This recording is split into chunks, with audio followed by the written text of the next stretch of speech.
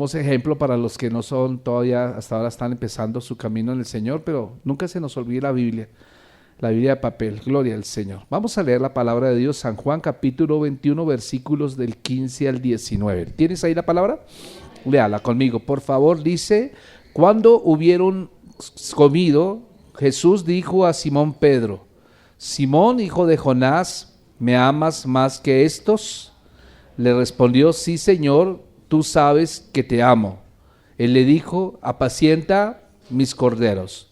Volvió a decirle la segunda vez: Simón, hijo de Jonás, ¿me amas? Pedro le respondió: sí, Señor, tú sabes que te amo. Le dijo: pastorea mis ovejas. Le dijo la tercera vez: Simón, hijo de Jonás, ¿me amas? Pedro se entristeció de que le dijese por la tercera vez: ¿me amas?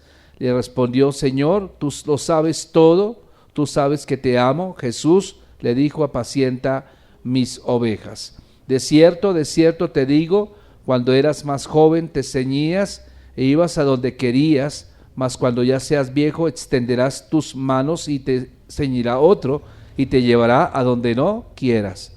Esto dijo, dando a entender con qué muerte había de glorificar a Dios, y dicho esto añadió: sígueme. Amén y amén. Gloria al Señor. Hoy quiero hablar un tema que se llama restaurado para servir. ¿Cómo se llama? Restaurado para servir. Y bueno, estaba leyendo un poco acerca del Evangelio de Juan.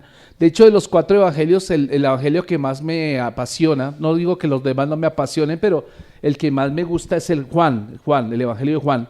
Y la razón fundamental es que Juan, a diferencia de los otros 3 evangelios, los otros 3 evangelios se llaman sinópticos porque relatan casi las mismas historias, ¿no? Son como los puntos de vista de cada evangelista del mismo suceso, pero se lo da a un público diferente. Pero Juan, a diferencia de los otros evangelistas, él escribió su evangelio dirigido para todo el mundo.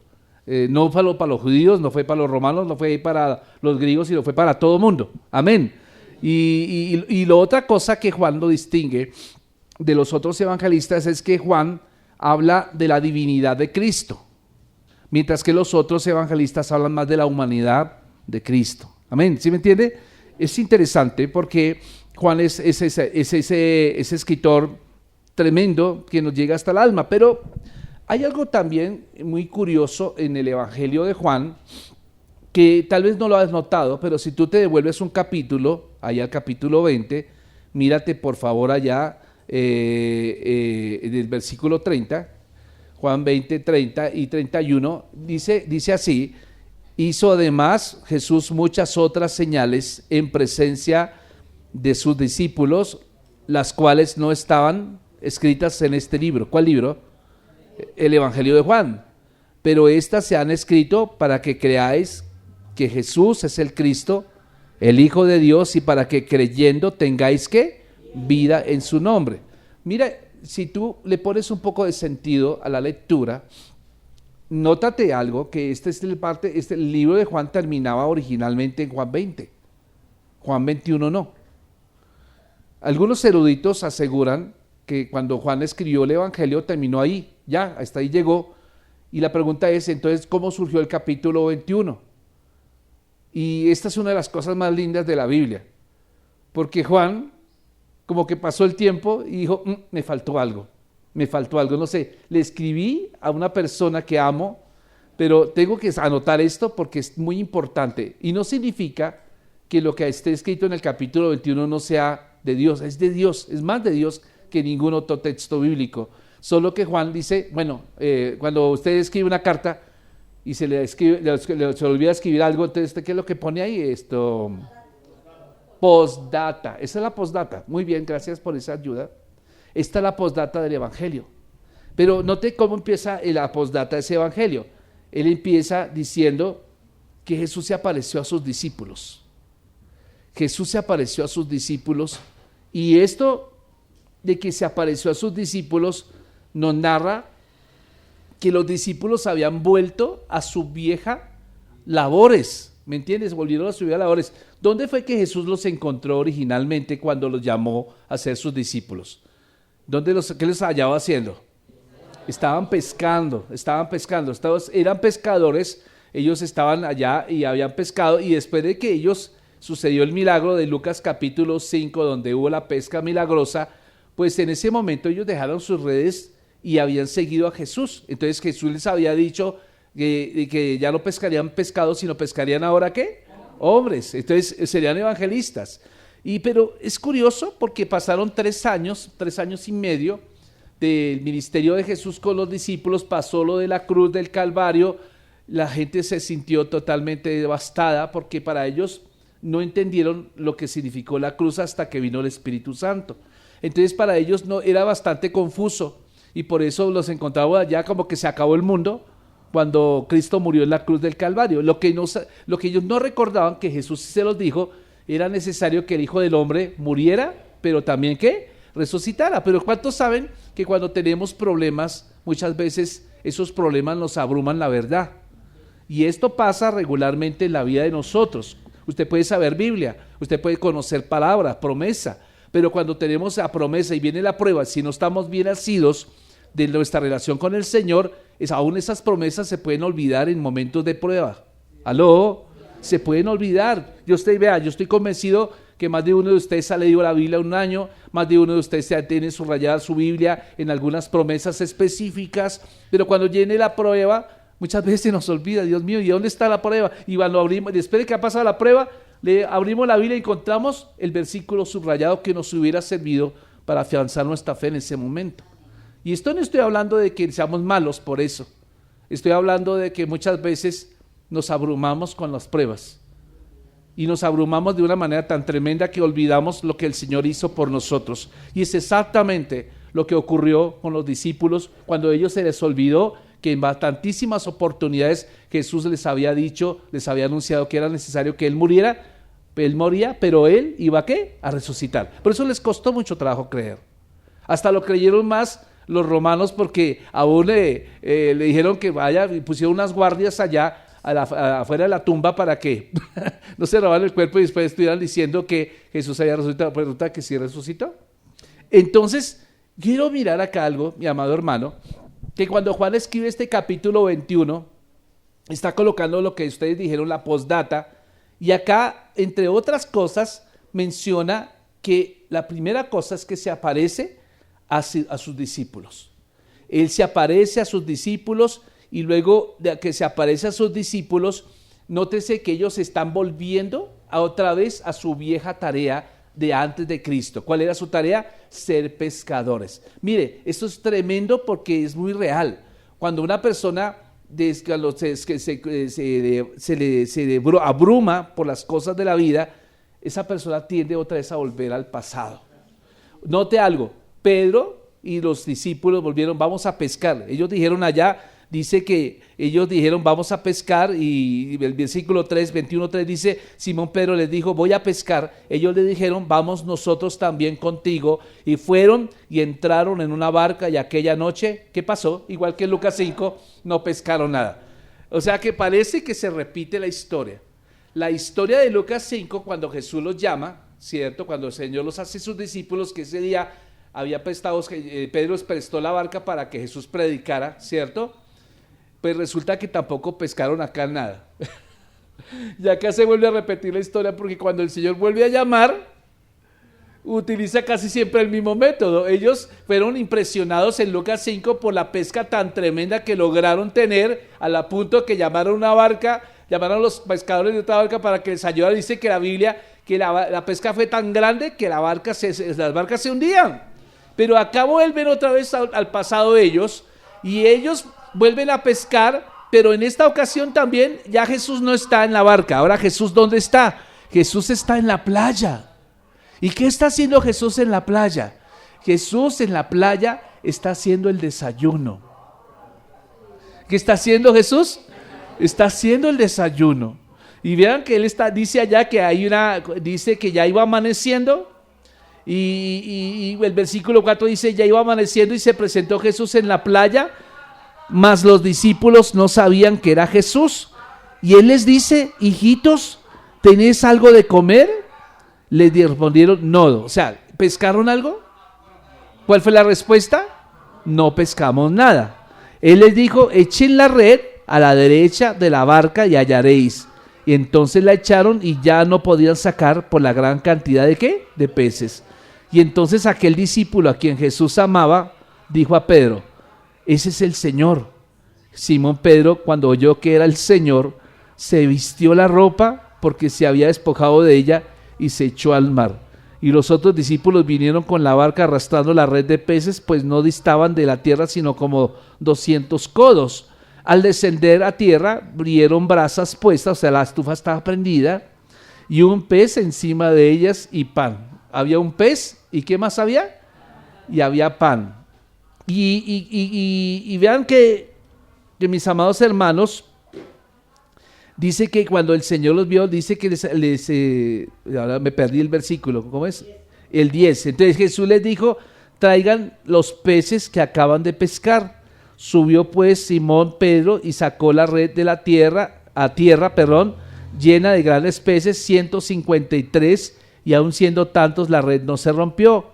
Y le dijo Jesús, vengan y coman. Ninguno de los discípulos se atrevía a preguntarle, ¿tú quién eres? Sabiendo que era el Señor. Vino pues Jesús, tomó el pan, les dio, y asimismo del pescado. Y esta era ya la tercera vez que Jesús se manifestaba a los discípulos después de haber resucitado de los muertos. Ya, yo quiero que usted entienda esto. Hay otra historia paralela en la Biblia donde hubo un discípulo que también estaba totalmente desanimado. Un discípulo que había dado todo para el Señor y el Señor lo respaldó, pero hubo una amenaza de una mujer que hizo que huyera al desierto y el hombre se desvanecía completa. No sé cuánto, usted sabe de quién estoy hablando. Hubo un hombre en el Antiguo Testamento que se llamaba Elías. ¿Se acuerda que él oró? Y oró de una manera tan tremenda que llovió fuego del cielo y se consumió el altar que él había armado, ¿cierto? Estaba humedecido. Pero llegó y de ese mismo día murieron 450 profetas del dios Baal y la diosa Astarte. Y ahora este hombre recibe una amenaza de muerte porque Jezabel le dijo, así me haga que hoy mismo iba a hacerle lo mismo que le hizo a los profetas de él, iba a hacerle a él. Y él salió huyendo. Y salió huyendo triste, llorando todo el camino, caminó kilómetros hasta que se metió en una cueva.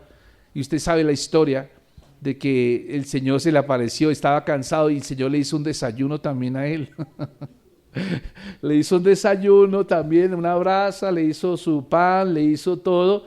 Y luego que se recuperó físicamente, él le dijo, sal a la puerta, y le dio una tarea que hacer. Ahora, vean que este principio aplica en toda la Biblia, porque cuando hay alguien desanimado, lo primero que va a hacer el Señor es tratar de levantarlo físicamente. Eso es. Entonces, Elías estaba agotado físicamente, estaba decaído por la preocupación, por la angustia. Pero ahora que recibe el pan y recibe el alimento, el Señor lo saca. Y luego, después de que lo saque y muestra que Dios no está ni en la tormenta, ni en el viento, ni en estas cosas, sino en un silbo apacible, él dice, le da una tarea. La tarea es ve y unge a un rey, unge a un profeta y unge a un sacerdote. Amén. O sea, hay tarea por hacer. No es tiempo de que te pongas a llorar. Él literalmente le dice así. Ahora, vamos a ver. Aquí en el pasaje de Juan 21, hay una historia que quedó inconclusa. Y yo creo que por eso Juan escribe este epígrafe, ¿cierto? Le escribe y dice, bueno, hay una cosa, hay que cerrar la historia. La historia es que Pedro le ha prometido a Jesús que nunca lo abandonaría y que si era necesario ir a la muerte porque su maestro lo haría. ¿Y cuántos saben que Pedro, lleno de orgullo, lleno de porque él se sentía orgulloso de Jesús? ¿Cuántos se sienten orgullosos de Jesús? Y usted le puede hacer una promesa al Señor, le dice, Señor, yo voy a ir hasta la muerte. Señor, nunca me apartaré de ti, nunca ninguna circunstancia en la vida me apartará de tu camino. Y eso le hacemos muchas veces al Señor, esa promesa. Pero aquí encontramos que Pedro se la hizo, pero Jesús sabía que el diablo lo iba a zarandear. Y el mismo día que él le promete eso, el mismo Señor dice, el diablo me ha pedido para zarandearte, pero yo ya le he pedido al Padre para que te dé fuerza. Vaya, qué fuerza tremenda. Jesús ya sabía que lo iba a negar. Jesús le dijo, no cantará el gallo cuando tú me hayas negado ya 3 veces. O sea, Jesús no lo tomó de sorpresa la negación de Pedro. Como tampoco lo tomó por sorpresa el hecho de que Elías hubiera huido hasta el desierto. A Dios no lo toma por sorpresa ninguna situación nuestra, amados hermanos. Él conoce nuestro corazón, Él conoce nuestros pensamientos, Él conoce tu entrar y tu salir. Entonces, yo quiero que usted entienda esto, porque cuando está este punto del Juan 21, la pregunta clave es, ¿me amas? ¿Me amas? ¿Me amas? Jesús le pregunta en 3 ocasiones, ¿me amas? Y creo que este es uno de los momentos más conmovedores después de la resurrección de Jesús. Yo creo que el tema de la resurrección más que todo lo sabemos, ¿cierto? Pero aquí vamos a encontrar que Jesús, antes de ascender al Padre, necesita restaurar a un hombre llamado Pedro. Pedro tenía una cantidad de defectos como usted ni se imagina. De hecho, ninguno de los 12 discípulos de Jesús era perfecto. Ninguno. Todos tenían errores, todos. Si no, lea Juan. Vea, ahí está, tenemos a personas que están dudando. Tomás dudaba de que Jesús se hubiera resucitado. Estuvo 3 años con Cristo, estuvo escuchando las enseñanzas, estuvo viendo milagros, vio cómo resucitó a Lázaro, vio cómo sanó a un tullido, vio cómo hizo cantidad de milagros, pero aún así dudaba. Él estaba diciendo, necesito pruebas evidentes, como hoy los científicos demandan pruebas evidentes acerca de la resurrección de Cristo. Y Jesús se le aparece y le dice, mira mis heridas, tócame, mete tu dedo en mi llaga, mete tu dedo allá. Y ahí sí le dice, Señor, sé mi Señor, me llamas mi Señor porque te muestro mis llagas, dichosos los que creen sin ver. Y aquí vemos las dos fe, la fe de Abraham versus la fe de Tomás, porque la fe de Abraham es creer sin ver, mientras la fe de Tomás es ver para creer. ¿Tú cuál fe tienes en tu corazón? Y esta es la que tú tienes que inventar. Y entonces acá, a pesar de todo, los discípulos con todos sus defectos, el Señor quiere trabajar con ellos. Y especialmente con uno llamado Pedro, porque Pedro en este momento se había olvidado también de que Jesús le había anunciado que lo había a negar. Y entonces, ¿qué ocurre en Pedro? Yo quiero que vayas, siéntete como Pedro. Ponte los zapatos de Pedro en esta mañana. Quiero que te pongas los sandalias de Pedro y vaya y piensa un poco como Pedro estaba pensando. Pedro estaba cargando culpa. Pedro, la culpa no lo dejaba tranquilo. Pedro, la culpa lo estaba haciendo avergonzarse. Y este pensamiento lo estaba haciendo sentirse un fracaso. Y esto es normal en personas que tal vez han querido seguir al Señor de una manera entregada completamente, pero que en el camino el diablo se dispuso a ponerle el palo en la rueda. Sentía culpa, sentía tristeza, sentía vergüenza, sentía fracaso. Pero ¿sabe una cosa? Cuando Jesús se le aparece, primero les da el desayuno, acuérdense. Todos venían tristes porque no habían pescado ni un estornudo. Pero le dice, bota ¿y sacaron cuántos peces? ¿100 qué? ¿100 qué? Y eran como de 2 libras, yo creo, cada pescado, ¿no? Y dice que Jesús, cuando después de que hubieron desayunado, ahí empieza el versículo 15. Ya que vino la restauración de la barriga, ahora vamos a hablar tú y yo, Pedro. Tenemos un tema pendiente tú y yo. Yo me imagino a Pedro, me va a regañar. ¿Qué me irá a decir, maestro? No tengo cara para levantarla delante de ti, Señor, perdóname. Me imagino, pasaban cantidad de pensamientos por la mente de Pedro. Y Pedro, pero Jesús, cuando Él se acerca a Él, no utiliza palabras para condenarlo, porque Él nunca utilizará palabras para condenarte a ti. ¿Sabe cuál es el propósito de Jesús? Dicho de otra manera, y esto es una paráfrasis, dicho de otra forma, Jesús, Pedro, yo te quiero, he venido a restaurarte. ¿Y sabe qué significa eso? Wow. Yo miraba esos grandes monumentos, esas 7 maravillas, ahorita por lo menos con la guerra que hay con Irán, Hay una cantidad de cosas históricas en Irán que se están destruyendo por los bombardeos. Historia hay ahí. ¿Sabía que Irán es la cuna de los persas? Del imperio persa. Ahí está, o sea, si usted quiere hablar sobre Persia, entonces ahí está Ciro, está Artajerjes y tal, todos los reyes eran persas, ¿cierto? En esa época, pues con los judíos eran muy amigos. Lamentablemente en esta época ya no son amigos, lamentablemente. Pero estaba mirando los monumentos que hay allá, y monumentos históricos, monumentos, y la pregunta era, si están rotos, ¿qué toca hacer? Restaurar. Porque usted restaura no algo que está feo, usted restaura algo que fue bonito, pero que lamentablemente por alguna situación de la vida terminó echándose a perder. ¿Me entiende lo que estoy diciendo? Usted lo lleva las cosas a un restaurador, no va a restaurar cosas que no valen la pena, él va a restaurar cosas que tienen valor. Y cuando Jesús viene a restaurar a alguien es porque tiene ¿qué? Valor para él.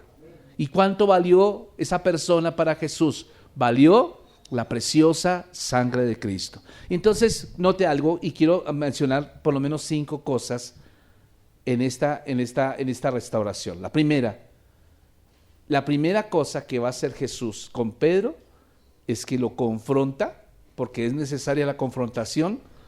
La confrontación nunca hay que evadirla, la confrontación hay que ejecutarla, pero hay que ejecutarla con amor. ¿Cómo se hace la confrontación? Se hace con amor. Y vean ustedes el versículo 15. Entonces, dice así la palabra de Dios, Juan 21:15, cuando hubieron comido, Jesús dijo a Simón Pedro, ¿cómo le dice? Simón, hijo de Jonás, ¿me amas más que estos? Le respondió, sí, Señor, tú sabes que te amo. Él te dijo, apacienta mis corderos. Note que el nombre Pedro no es el nombre original de este hombre. Ese nombre se lo puso Jesús. Pedro significa roca o piedra. Viene de la palabra Petra. ¿Ok? ¿Cuál era el nombre original de él? Era Simón. Cuando usted ve los evangelios, cuando él lo llama, dice que él eligió a Simón, hijo de Juan o hijo de Jonás. Es el mismo nombre. Jonás o Juan es la misma cosa, solo que uno está en hebreo y el otro está en griego. Entonces, era el nombre antiguo de Pedro. El nombre Pedro se lo dio Jesús cuando fue discípulo de él. ¿Me explico lo que estoy diciendo? Entonces, ¿cómo lo está llamando acá? ¿Por qué lo está llamando? ¿Por dónde lo está llamando? ¿Le está diciendo Pedro o le está diciendo Simón? Simón, que es el nombre con el cual él llegó a los pies del Señor. Cuando él llegó ahí, él no le pregunta, ¿por qué tú me fallaste? Yo te dije a ti que ibas a fallarme. ¿Es que acaso no te acordaste de lo que te advertí? Pregunto, ¿Jesús le dijo eso? No. Él no le está diciendo por qué me fallaste. Tampoco no hay un solo versículo que él le refute por qué me negaste. Eso se lo dijo antes de que sucediera, pero después de que sucedió, no se lo está diciendo. ¿Por qué? Hay una razón acá fundamental. La pregunta mucho más importante que preguntar cuál fue la falla es, ¿realmente tú me amas? Esa es la pregunta. Y si tú entiendes la pregunta que hace Jesús a Pedro, vas a entender que lo demás sobra. Sobra de preguntarle por qué me negaste, sobra preguntarle por qué me fallaste, ¿cierto? Aquí el meollo de todo es, ¿tú me amas? ¿Te acuerdas, Pedro? Yo creo que Pedro fue al pasado y una vez se acordó que una vez le dijo a Jesús que él nunca lo dejaría, ni nunca ¿qué? O lo abandonaría. Yo creo que volvió a ese tiempo, ¿cierto? Y entonces fíjense que Dios nos enseña que Él va directo al corazón, Él no se va con los detalles, sino se va directo al corazón. Y lo más importante para Dios no es el error, sino restaurar ¿qué? La relación. Amén. ¿Sí está conmigo? ¿Qué es lo más importante? La relación. Entonces, vea que eso es lo que pasa con Jesús. Yo quería mencionar esto porque muchas veces nosotros cometemos errores todo el tiempo cometemos errores, todo el momento, no sé, pasan cosas que uno como cristiano dice, pero ¿por qué pasó esto? Si yo soy cristiano, ¿por qué me pasa esto? Y yo quisiera decirle que eso es normal. Normal es que muchas veces el diablo nos pone el palo en la rueda. O sea, para nosotros el pecar no es ser el desear pecar, el pecar debe ser un accidente en la vida. ¿Y cuántos de ustedes saben que el diablo nos incita a pecar? Nos muestra, eso no pasa nada, dale, eso nadie lo va a hacer, nadie lo va a saber, eso tranquilo, disfruta el momento, hágale, usted se merece eso, disfrute el momento. Él nos incita, más el que nos incita es él, pero cuando caemos es el que más nos acusa. ¿Sí ve? Usted cayó, ¿con qué cara se va a presentar en la iglesia? Usted dice que es cristiano y esto lo otro, es el que más nos acusa. O sea, es un tipo que juega doble banda y es peligrosísimo. Por eso, cuando vemos allí esta situación de cómo confronta a Jesús, nos damos cuenta de que Él lo hace directo al corazón. Él no lo hace para, como dice por ahí, para hacer del árbol caído, ¿qué? Leña, sino para restaurarte realmente. Entonces, lo primero que hace la pregunta es, ¿me amas? ¿Me amas?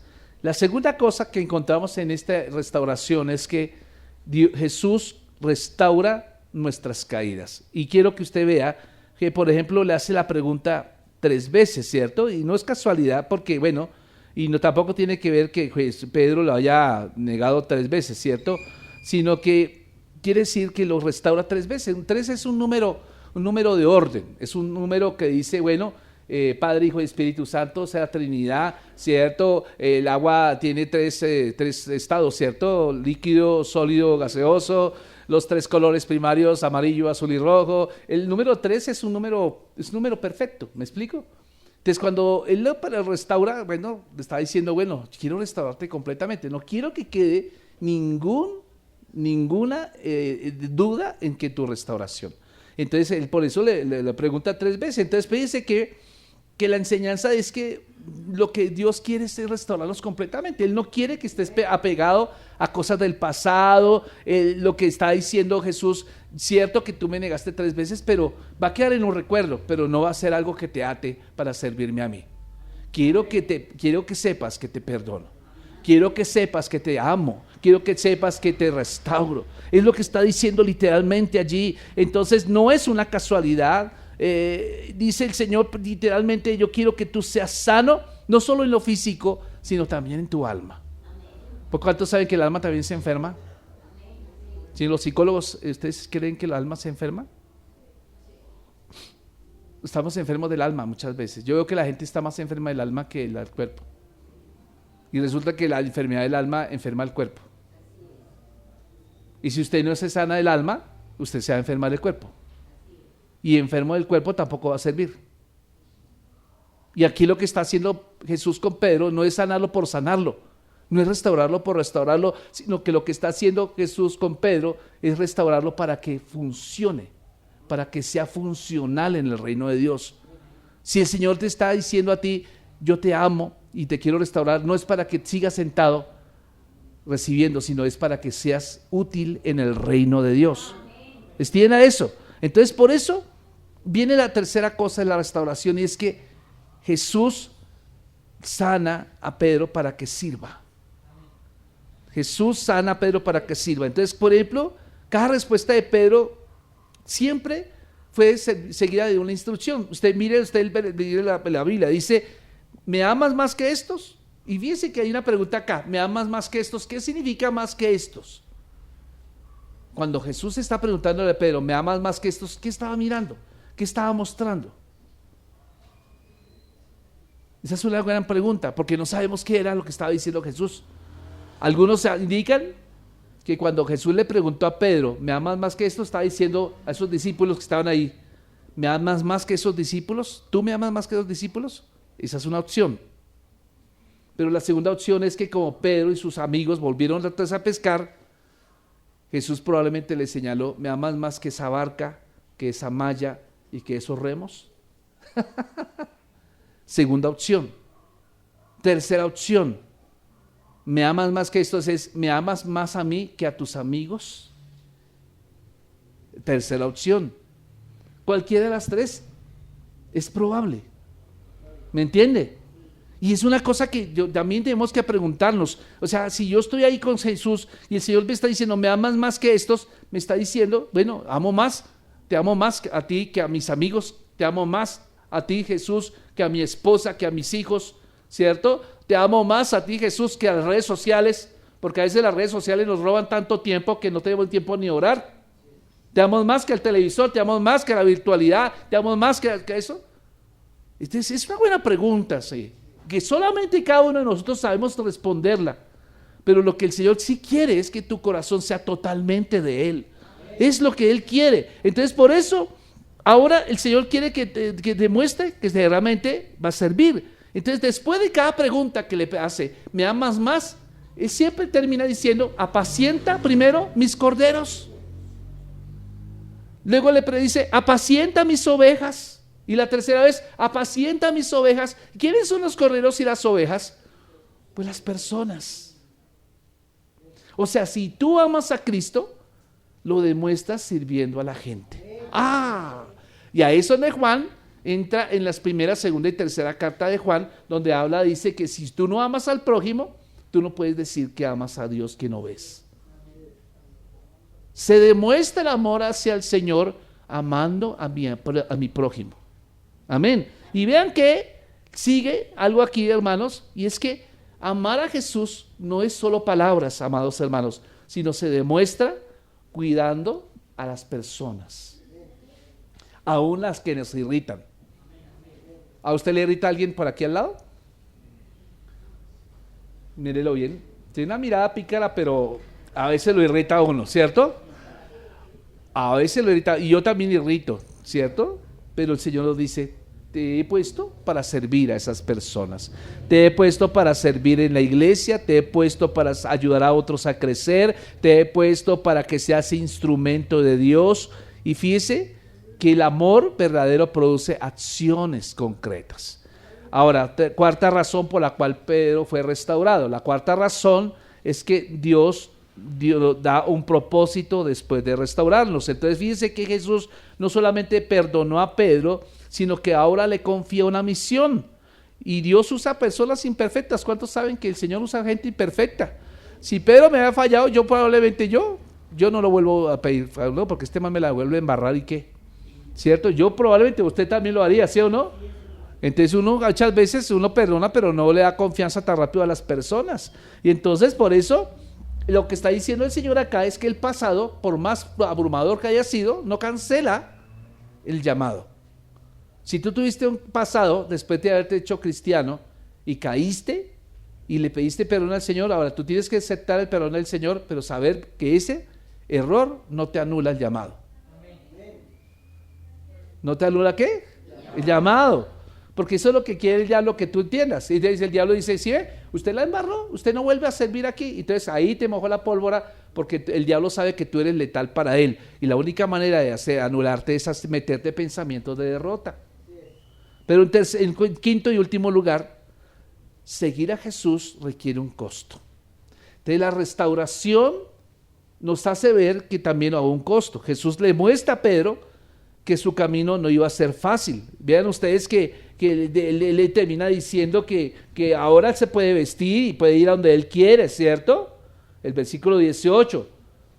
Pero luego dice que cuando ya sea anciano, tendrá que estirar sus brazos para que alguien lo vista y será llevado donde él no quiera ser llevado. Está hablando de cómo iba a terminar Pedro. Pedro iba a terminar sufriendo por el evangelio. ¿Usted sabía cómo terminó muriendo Pedro? La Biblia no lo dice, pero la historia lo dice, que él terminó crucificado y él pidió que lo crucificaran boca abajo. Pero él cuenta la historia que cuando antes de morir Pedro, él lo crucificaron junto con la esposa. Entonces primero tuvo que ver morir a la esposa y luego fue crucificado él. O sea, fue un dolor doble que él tuvo que pasar, y fue algo estrepitoso, o sea, algo terrible. Y entonces, a pesar de eso, dice la historia, porque no lo dice la Biblia, que la esposa de Pedro le animaba y le decía a Pedro que tranquilo, que ella no, que siguiera adelante. Es un dolor terrible. Ella estaba sufriendo terriblemente, pero ella desde el dolor le está diciendo, ánimo, Pedro, sigue adelante. Y eso le dio fortaleza a Pedro para pedir que no lo crucificaran de pie, sino crucificaran boca abajo. La cruz al revés, ¿me explico? Y eso es un costo. O sea, el seguir a Cristo, hermano, no es para quienes valientes. Se requiere valentía. Probablemente usted cuando se hizo cristiano se le vino toda la familia encima. Probablemente sus amigos que eran amigos ya no son amigos, ¿cierto? Ahora son burladores. Pero le iba a decir una cosa, ¿vale la pena servir al Señor? Amén. Claro, usted tiene que estar seguro de eso. Entonces, seguir a Cristo implica que usted se entregue totalmente, no parcialmente. El discipulado requiere compromiso y no es solamente una emoción, sino son decisiones que tenemos que tomar a diario. Pedro tenía que ser sabio a partir de ese momento y tomar decisiones correctas. Y el Señor decía, tú tienes que permanecerme fiel porque tienes que seguirme en todo momento. Fíjese que Jesús no define a Pedro por su fracaso. Él no lo definió por su fracaso, lo definió por su futuro, porque él sabía que el día que viniera el Espíritu Santo, la gallina de Pedro se iba a convertir en un Pedro águila. Ahí viene la canción que cantamos en la vigilia, ¿cierto?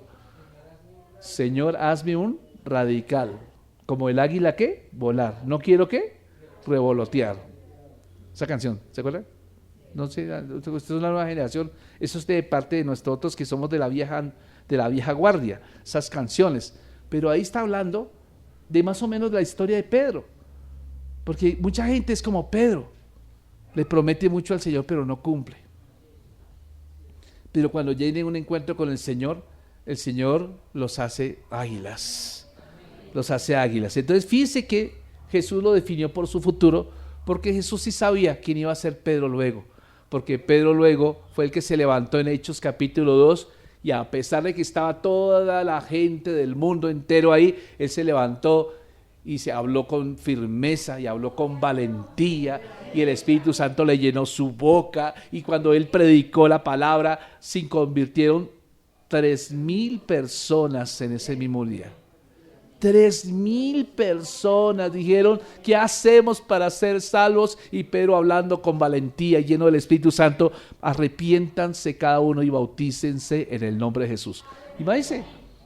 Y Pedro se sintió ahora sí restaurado. Y al día siguiente, en Hechos capítulo 4, cuando iba a orar a las 3 de la tarde al templo y entró por la puerta de la hermosa, él sintió otra vez eso. Yo creo que soy alguien especial para Dios. Y le habla a un cojo que lleva 30 y pico años ahí toda la vida. Se levanta y empieza a adorar al Señor, y luego lo vienen y lo persiguen, lo meten a la cárcel con Juan, y entonces un ángel lo saca de la cárcel, y luego al día siguiente vuelve y predica, y resulta que se convierten 5,000 personas. ¡Wow! Miren, ¿quedó la negación al pasado? Claro que quedó en el pasado. Quedó como una historia, mas no como algo que te ata. Y quiero que usted entienda, mi amado hermano, que cuando el Señor lo define a usted, no lo define por su pasado, no lo define por sus fracasos, el Señor lo define por lo que tiene preparado para usted.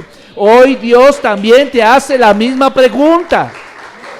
El Señor nos hace la pregunta. Y quiero que mires un poco en este momento. Dios te está haciendo esta pregunta, y hoy está acá el Señor haciéndote pregunta a ti, cada uno en particular, y Él te está preguntando, ¿tú me amas? ¿Tú me amas? Si tú has fallado, no importa, Dios quiere restaurarte. Si estás lejos, Dios te está llamando, ven acá hoy. Si amas a Dios, Él quiere usarte. Hoy es un día de responder, y tú le puedes decir como le dijo Pedro, Señor, tú sabes que yo te amo. ¿Cuántos saben que le puedes decir eso? Señor, tú sabes que yo te amo. Y Dios no solo restaura tu vida, sino también quiere darte un propósito para que cumplas. Dios quiere darte un propósito. No sé cuántos creen que Dios te va a levantar y tienes que sacudirte. Pablo también fue un perseguidor terrible de la iglesia, tenía un pasado muy terrible, pero cuando él tuvo un encuentro con Jesús, el pasado quedó en el pasado. Vea que dice la frase del lema de este año: olvidando ciertamente lo que queda atrás y extendiéndome a lo que está por delante, ¿cierto? Eso es lo que tenemos que hacer.